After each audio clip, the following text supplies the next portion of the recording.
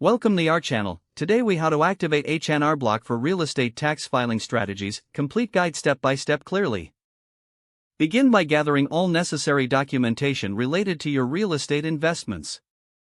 This includes property tax statements, income information, and any relevant deductions.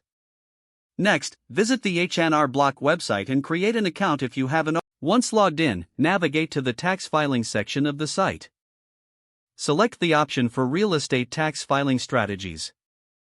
This section will provide a tailored approach for property owners. Input your basic information as prompted, including your filing status and income details. When asked, specify the type of real estate you own, such as rental properties or personal residences. Be prepared to enter details regarding your property expenses, including repairs, maintenance, and management costs. Make sure to review the deductions available for real estate investments.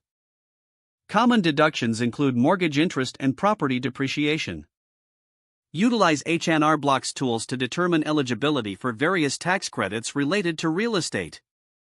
Fill in any additional forms required for your specific situation, like Schedule E for rental income.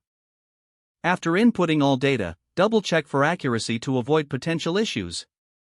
H&R Block will automatically calculate your tax liabilities based on the information provided. Once you are satisfied with your entries, proceed to the filing options.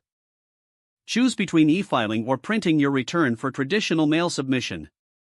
If e-filing, follow the prompts to securely submit your return electronically.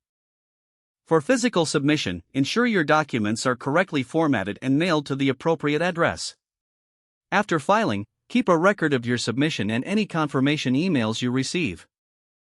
Finally, consider setting reminders for future tax deadlines to optimize your real estate strategies. If the page does not load, refresh the browser or try again in a private or incognito window. Make sure you are using the correct email address, then retype it carefully to avoid small typos. If your password is not accepted, use the reset option and create a new strong password you can remember. Check your spam folder for verification or security emails, then complete any requested confirmation steps. Enable two-factor authentication if available to improve account security and reduce unauthorized access risk.